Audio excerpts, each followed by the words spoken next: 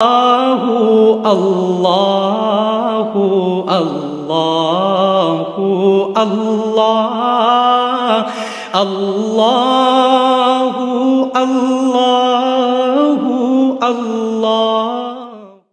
معزز و محتشم حاضرین و ناظرین، اللہ رب العزت نے قرآن مقدس میں ارشاد فرمایا قد افلح من زکاہا وقد خاب من دساہا۔ ان مذکورہ آیات مبارکہ کے علاوہ کئی مقامات پہ اللہ رب العزت نے تزکیہ کی اہمیت اور فضیلت کو بیان فرمایا ہے، جیسا کہ اللہ رب العزت نے اپنے محبوب مکرم صلی اللہ علیہ وسلم کی تشریف آوری اور بعثت مبارک کا مقصد بیان کرتے ہوئے ارشاد فرمایا کما ارسلنا فیکم رسولا منکم یتلو علیکم آیاتنا ویزکیکم ویعلمکم الکتاب والحکمہ ویعلمکم ما لم تکونوا تعلمون۔ جیسا کہ بھیجا ہم نے تمہارے پاس تم میں سے ایک رسول، پڑھ کر سناتا ہے تمہیں ہماری آیتیں اور پاک کرتا ہے تمہیں اور سکھاتا ہے تمہیں کتاب اور حکمت اور تعلیم دیتا ہے تمہیں ایسی باتوں کی جنہیں تم جانتے ہی نہ تھے۔ اس آیت مبارکہ کی روشنی میں یہ بات معلوم ہو گئی کہ سیدی رسول اللہ صلی اللہ علیہ وسلم کی جلوہ گری کا مقصد جہاں اپنے غلاموں اور امتیوں کو علم و حکمت اور قرآن و سنت کی تعلیم کی روشنی میں منور کرنا تھا، وہیں انہیں تزکیہ جیسی بے بہا دولت سے بھی نوازنا تھا، جیسا کہ یزکیکم کے الفاظ سے ظاہر اور عیاں ہے۔ اور اگر یہ کہا جائے تو بے جا نہ ہوگا کہ 13 سالہ مکی دور میں مکمل توجہ تزکیہ نفس پر تھی اور سیدی رسول اللہ کی نظر رحمت اور نظر کیمیا کا ہی اثر تھا کہ صحابہ کرام رضوان اللہ علیہم اجمعین نے ہمیشہ نفع و نقصان سے بالا تر ہو کر محض اللہ رب العزت کی رضا کے مطابق فیصلے کیے، یہاں تک کہ مکی دور میں جہاد بھی سیف کی اجازت نہ ہونے کی وجہ سے ظلم و ستم کے پہاڑ تو سہے، لیکن پیکرے تسلیم و رضا بن کر سجدہ شکر بجا لاتے رہے۔ آج ہمیں بھی ایسے سجدوں کی ضرورت ہے۔ انہی الفاظ کے ساتھ آج کی خصوصی خطاب کے لیے میں دعوت دے رہا ہوں بڑے ادب کے ساتھ صاحبزادہ ڈاکٹر سید حامد فاروق بخاری صاحب کو کہ اسٹیج پہ تشریف لائیں اور ہمارے قلوب و اذہان کو منور کریں۔ الحمدللہ رب العالمین والصلاة والسلام علی سید الانبیاء والمرسلین والعاقبۃ للمتقین قد افلح من تزکا وذکر اسم ربہ فصلی بل تؤثرون الحیاة الدنیا والآخرة خیر وابقا۔ صدق اللہ العظیم۔ ان اللہ وملائکتہ یصلون علی النبی یا ایہا الذین آمنوا صلوا علیہ وسلموا تسلیما۔ اللہم صلی علی سیدنا مولانا محمد وعلی آل سیدنا مولانا محمد وبارک وسلم وصلی علیہ۔ یقیناً اللہ کریم کی مہربانی سے نبی اکرم علیہ تحیۃ و ثناء کی نگاہ عنایت سے بڑا ہی خوبصورت یہ سلسلہ ابھی تک چل رہا ہے، اور اس میں کوئی شک نہیں ہے اور حقیقت بھی یہی ہے کہ آج کا جو خصوصی خطاب ہے وہ صاحبزادہ سید عتیق الرحمن شاہ صاحب نے فرما دیا ہے۔ ساری باتیں ہو گئیں، انہوں نے خود کہہ دیا کہ الفاظ میں آپ تزکیہ نفس اور تعمیر شخصیت کو بیان کرتے رہیں، پتہ نہیں کوئی سمجھے یا نہ سمجھے، لیکن شخصیات کو سامنے رکھ کر جب سمجھا جائے کہ یہ شخصیت کیسے بنی ہے تو پھر پتہ چلتا ہے اللہ کریم نے اپنے پیغمبر کو کیوں مبعوث فرمایا ہے۔ تو سارا سلسلہ حسین انہوں نے بیان فرما دیا۔ اب میں اپنے طلبہ دوستوں کے لیے چند چیزیں کہ آخر رسول اکرم صلی اللہ علیہ وسلم نے کون سا منہج اختیار فرمایا، جو ساری باتیں انہوں نے کی، زہرہ بنتی ہے تو بنتی کیسے ہے، علی ہوتا ہے تو ہوتا کیسے ہے، زین العابدین کیسے، باقر کیسے، جعفر صادق کیسے، جناب موسیٰ کاظم کیسے۔ اگر آپ ان کے القاب پہ کبھی غور کریں نا، یہیں سے میں سلسلہ آگے شروع کرتا ہوں کہ رسول اکرم صلی اللہ علیہ وسلم کا نام نامی اسم گرامی جیسا کہ آپ سب جانتے ہیں محمد ہے، لیکن آپ کا لقب ہے مصطفیٰ۔ تو مصطفیٰ کا معنی کیا ہوتا ہے؟ چنا ہوا۔ حضرت مولا کائنات شیر خدا کا نام علی ہے اور لقب کیا ہے؟ مرتضیٰ کا معنی کیا ہوتا ہے؟ چنا ہوا۔ پھر حضرت امام حسن، نام حسن ہے اور لقب کیا ہے؟ مجتبیٰ۔ اب دیکھیے نا، صرف نام بدلتا ہے، زمانہ بدلتا ہے، کام اللہ نے سب کو ایک ہی عطا فرمایا۔ مصطفیٰ بنایا ہے، مرتضیٰ بنایا ہے، مجتبیٰ بنایا ہے، سید الشہداء بنایا ہے۔ نام تو علی ہے لیکن رب نے زین العابدین بنایا ہے، امام سجاد بنایا ہے۔ اہل بیت سے محبت کرنے والوں کو یہ بھی ذہن نشین کرنا ہوگا کہ اللہ نے ہر امام کے ذریعے تزکیہ نفس کا پیغام ہم تک پہنچایا ہے۔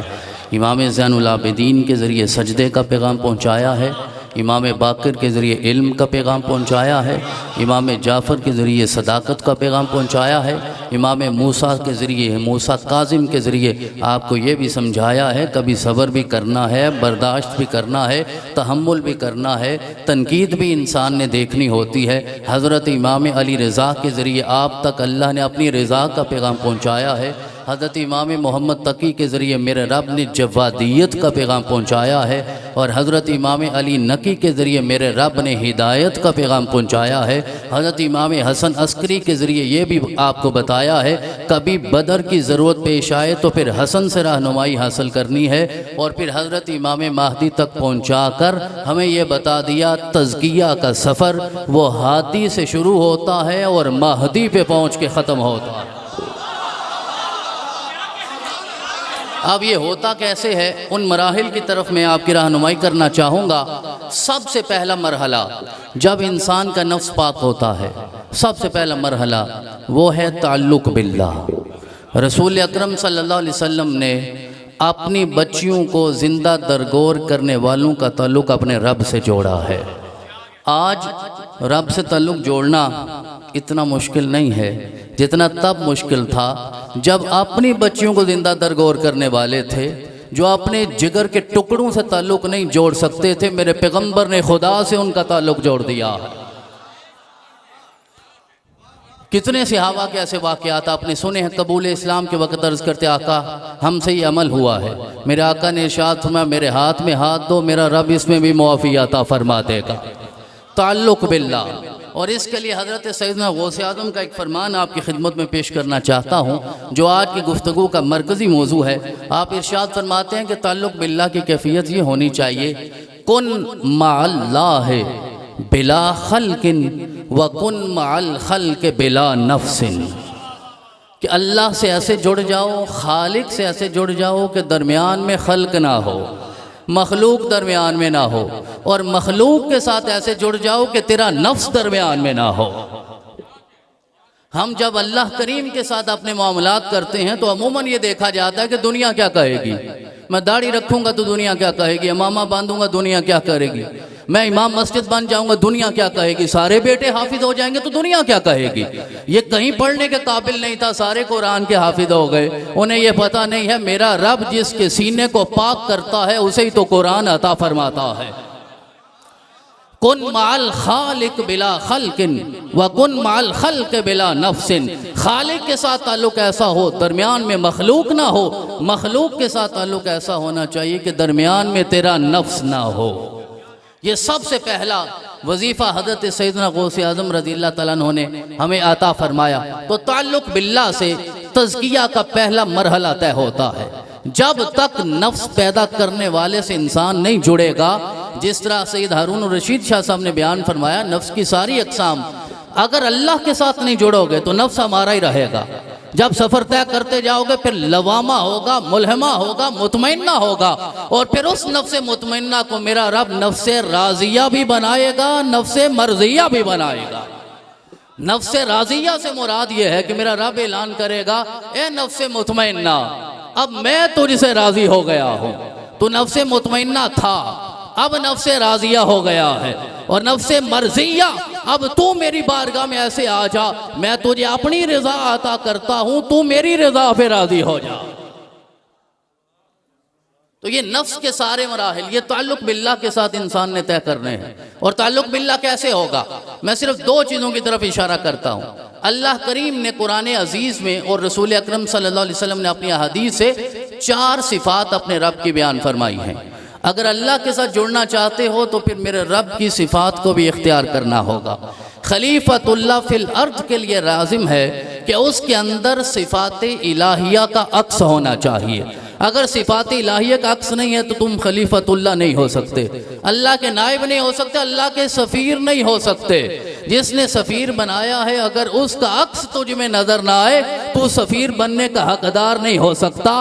تو وہ عکس ظاہر میں بھی ہونا چاہیے، عکس باطن میں بھی ہونا چاہیے۔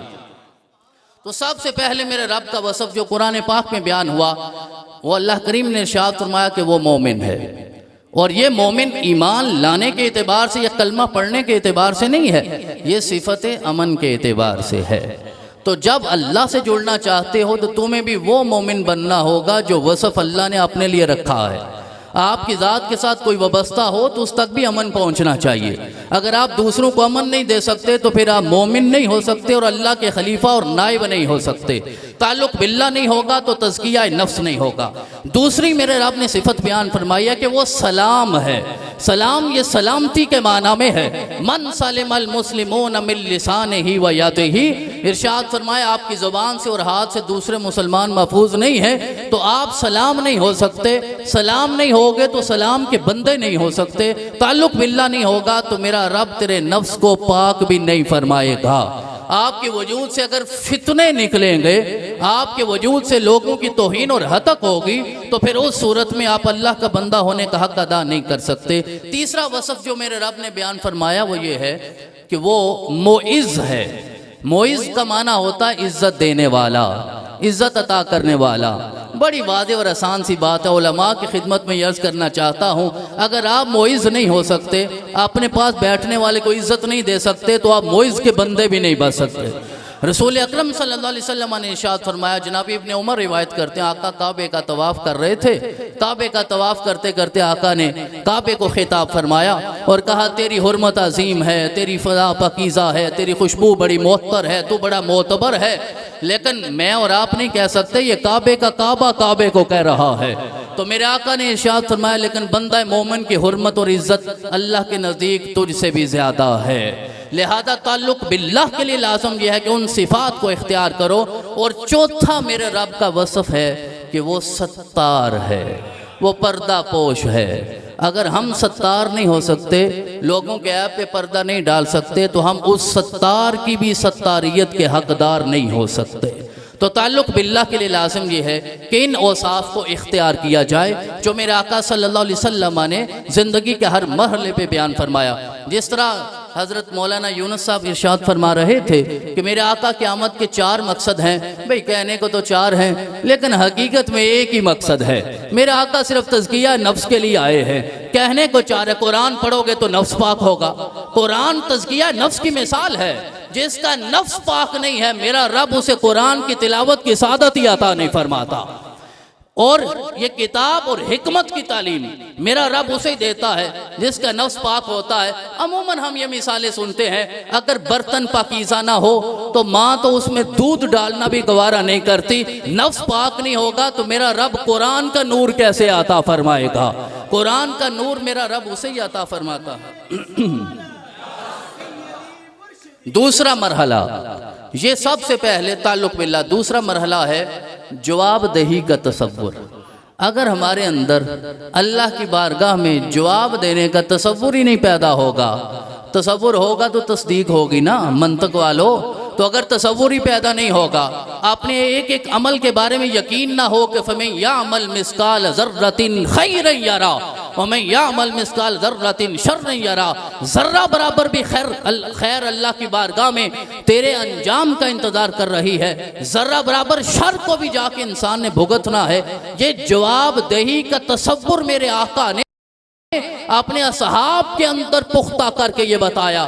یار یہ واقعہ آپ نے کتنی بار سنا ہے، حضرت امام زین العابدین، حضرت امام سجاد جب وضو فرمایا کرتے تھے آپ کے چہرے کا رنگ بدل جایا کرتا تھا، زعفرانی ہو جاتا، جسم کانپنے لگتا، لرزنے لگتے، اور جب کوئی ساتھی عرض کرتا حضرت یہ کیفیت کیوں ہے تو آپ ارشاد فرماتے تمہیں نہیں پتا میں احکم الحاکمین کی بارگاہ میں جا رہا ہوں. ہمیں وہ تصور چاہیے. جب تک وہ تصور نہیں ہوگا جواب دہی کا انسان کا نفس پاک نہیں ہو سکتا. نفس پاک کرنے کے لیے میرے آقا کریم علیہ تحیت و ثنا نے یہ تصور عطا فرمایا الہاکم التکاثر حتی زرتم المقابر کلا سوف تعلمون ثم کلا سوف تعلمون کلا لو تعلمون علم الیقین لترون الجحیم ثم لترونها عین الیقین ثم لتسألن یومئذ عن النعیم. ایک ایک نعمت کے بارے میں سوال ہوگا. یہ جواب دینے آقا نے ارشاد فرمایا لا تزول قدم ابن آدم یوم القیامہ حتی یسأل عن اربعین. 4 چیزوں کے بارے میں سوال ہوگا. ہر ایک سے سوال ہوگا. کوئی ہٹ نہیں سکے گا جب تک جواب نہ دے. پہلا سوال ہوگا زندگی کے بارے میں. دوسرا سوال ہوگا جوانی کے بارے میں. تیسرا سوال ہوگا مال کے بارے میں. اور چوتھا سوال ہوگا علم کے بارے میں. علماء عموماً یہ سمجھتے ہیں کہ سوال تو دولت مندوں سے ہوں گے, یہ مال والوں سے سوال ہوں گے, رزق والوں سے سوال ہوں گے. ہم تو یہاں بھی فاقے میں ہیں تو ہم سے سوال کون سا ہوگا. مولا علی نے تو اپنے لیے علم کو ہی منتخب کیا تھا. تو علم سے بڑی کوئی دولت نہیں. جسے میرا رب یہ دولت دیتا ہے اسے کائنات کا مولا بنا دیتا ہے. میرے رب نے کائنات کا مولا کسی دولت مند کو نہیں بنایا ظاہری طور پہ, کسی صاحب ثروت کو نہیں بنایا, علم والوں کو بنایا. تو علم والوں کو اپنے علم کا جواب دینا ہوگا. تو جواب دہی کا تصور جب تک پختہ نہیں ہوگا اس وقت تک انسان کا نفس پاک نہیں ہو سکتا. صبح پہلے پیریڈ میں آپ نے جو سبق سنانا ہے وہ اگر آپ کے ذہن میں اتنا پختہ ہو جائے کہ صبح میں نے استاد کے سامنے حاضر ہونا ہے, میں نے سبق سنانا ہے, پھر منزل سنانی ہے, پھر سب کی سپارہ سنانا ہے, تو ساری رات نیند نہیں آتی, پتہ نہیں صبح حشر کیا ہوگا. کم از کم اتنا تو تصور پختہ کر لو قیامت کے دن اللہ کی بارگاہ میں کھڑا ہونے کا. اگر یہ تصور پختہ ہو جائے نا کہ ہم نے مرنا ہے, اللہ کی بارگاہ میں جواب دینا ہے, پھر یہ بھی یقین ہو جائے گا قبر میں کسی اور کا نانا نہیں حسین کا نانا آئے گا. اور جب ان کا نانا آئے گا تو پھر ان سے محبت کرنی ہوگی. میرا رب پھر نفس کو بھی پاک فرما دے گا. پھر یہ نفس کے سارے مرحلے امارہ سے ایک لمحے میں راضیہ سے مرضیہ تک طے ہو جائیں گے, لیکن ان کے ساتھ وابستہ ہونا ہے جنہیں میرے رب نے بنا کے ہی نفس زکیہ بھیجا ہے. ہمارے بچوں کے لیے یہ نام نیا ہے. میرے رب نے انہیں بنا کے ہی نفس زکیہ ہے. جس کا نفس ہی زکی ہوگا, جو اس سے وابستہ ہو جائے گا, میرا رب اسے بھی زکی بنا دے گا, اسے بھی میرا رب پاک فرما دے گا. اور تیسرا مرحلہ جو میرا آقا صلی اللہ علیہ وسلم نے ہمیں عطا فرمایا نفس کو پاک کرنے کا, وہ قرآن نے ایک فلسفہ دیا ہے نیکی کا. قرآن کا تصور نیکی کا. ہمارے نزدیک نیکی کے ایک مخصوص تصورات ہیں. قرآن نے جو تصور دیا وہ یہ ہے کہ لیس البر ان تولوا وجوہکم قبل المشرق والمغرب ولکن البر من آمن باللہ والیوم الاخر والملائکۃ والکتاب والنبیین وآت المال علی حبہ ذوی القربى والیتامى والمساکین وابن السبیل والسائلین وفی الرقاب واقام الصلاۃ وآت الزکاۃ. ضیاء القرآن کو جا کے صبح توجہ سے پڑھیے گا اور آپ کو ترتیب کا پتہ چلے کہ نماز کہاں ہے, آت المال علی حبہ کہاں ہے, ایمان کے بعد کون سا مرحلہ پہلے طے کرنا ہے. والموفون بعہدہم اذا عاہدوا والصابرین فی الباساء والضراء وحین الباس. ان سارے مراحل کو جب انسان طے کر لیتا ہے پھر میرا رب اس کے نفس کو پاک کر کے شخصیت کی ایسی تعمیر کر دیتا ہے, پھر جو اس سے وابستہ ہو جائے میرا رب اسے بھی پاکیزگی عطا فرماتا جاتا ہے. اور چوتھا مرحلہ جو بہت اہم ہے اور اس کے بغیر نفس کبھی بھی پاک نہیں ہوتا. 3 مرحلے آ گئے, چوتھا مرحلہ نصیب نہ ہوا, نفس کبھی پاک نہ ہوگا. وہ میرے آقا کریم علیہ تحیت و ثنا نے ارشاد فرمایا رزق حلال ہے.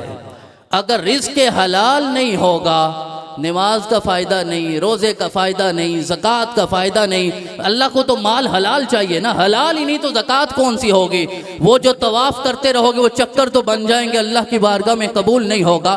رزق حلال ہے. صرف ایک حدیث مبارکہ عرض کرتا ہوں کہ حضرت سیدنا سعد بن ابی وقاص رضی اللہ تعالیٰ عنہ, آپ نے رسول اکرم کی بارگاہ میں عرض کیا آقا میں یہ چاہتا ہوں کہ میں مستجاب الدعوات بن جاؤں. جب بھی میں دعا کروں تو میری دعا ضرور قبول ہو جائے۔ میرا آقا نے ارشاد میں آسان سی بات ہے، کوئی چلہ کرنے کی ضرورت نہیں، کوئی وظیفہ نسخہ نہیں۔ اطب مطعمک تکن مستجاب الدعوات، اپنا کھانا پاک کر لو، میرا رب تجھے مستجاب الدعوات بنا دے گا۔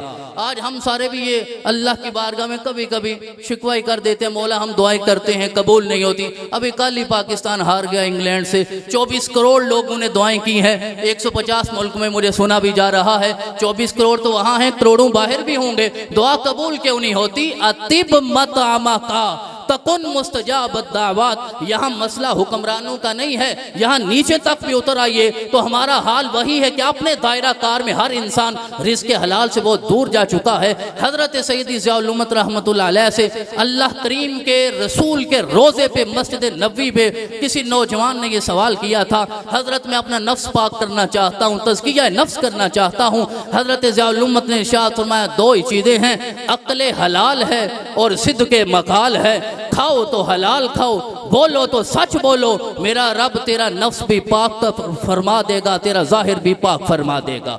اور آخری بات گفتگو ختم کرنے سے پہلے یہ عرض کرنا چاہتا ہوں کہ تزکیہ نفس کا جس طرح عتیق الرحمان شاہ صاحب نے ارشاد فرمایا نا، یوں سمجھیے یہ 4-5 مرحلے جو میں نے عرض کی، یہ تزکیہ نفس کا ہے، پھر تصفیہ قلب ہے، پھر تعمیر شخصیت ہے۔ جب انسان آخری منزل پہ پہنچتا ہے وہ انسان یہ سمجھے کہ اللہ اس سے راضی ہو گیا ہے، جسے میرا رب اپنے قرآن کی محبت عطا فرما دیتا ہے، جسے قرآن کا انس نصیب نہیں ہوتا، پورا سال قرآن پڑھنا نصیب نہیں ہوتا، قرآن کا ترجمہ نہیں آتا۔ یہ میں صرف سمجھانے کے لیے عرض کر رہا ہوں، قرآن کا انس نہیں ہے، قرآن کی محبت نہیں ہے، پھر یوں سمجھو کہ ابھی تزکیہ نفس کے مراحل اور طے کرنے ہیں، ورنہ تو پھر انسان کو رمضان کا انتظار نہیں کرنا پڑتا کہ میں قرآن کھولوں، اٹھاؤں، پڑھوں۔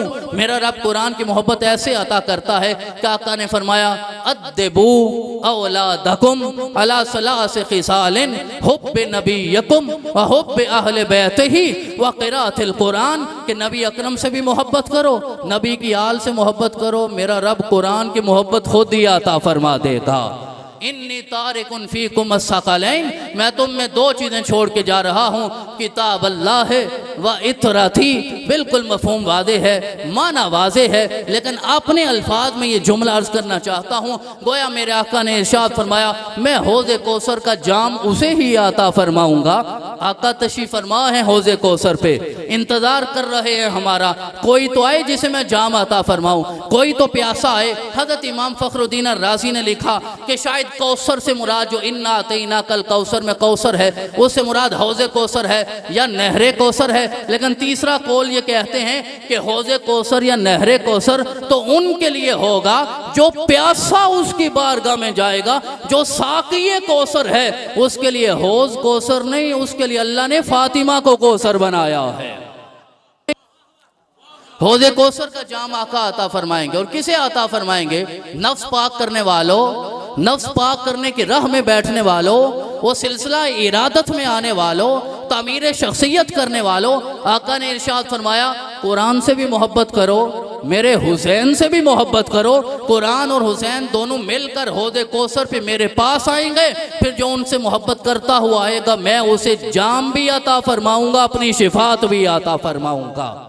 اللہ کریم ہمیں تزکیہ نفس کرنے کی بھی توفیق عطا فرمائے، اور کبھی خود اس بات کا زندگی بھر اظہار نہ کیجئے گا، دعویٰ نہ کیجئے گا کہ میرا تو نفس پاک ہو گیا ہے۔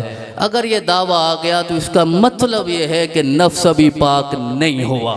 جب یہ دعویٰ آ گیا، یہ قرآن کا اسلوب بھی ہے، یہ مصطفیٰ کا منہج بھی ہے۔ ارشاد فرمایا سورۃ النجم میں الذین یجتنبون کبائر الاثم والفواحش الا اللمم ان ربک واسع المغفرہ هو اعلم بکم اذ انشأکم من الارض واذ انتم اجنۃ فی بطون امہاتکم۔ اور دعویٰ کرنے والوں، او عالموں، علماء، دنیا داروں، میرا رب کہتا ہے میں تو تب سے جانتا ہوں جب تم ابھی اس دنیا میں آئے بھی نہیں تھے، اپنی ماں کے پیٹ میں ایک بچے کی صورت میں تھے، میں تو تمہیں تب سے بھی جانتا ہوں۔ فلا تزکوا انفسکم هو اعلم بمن اتقی۔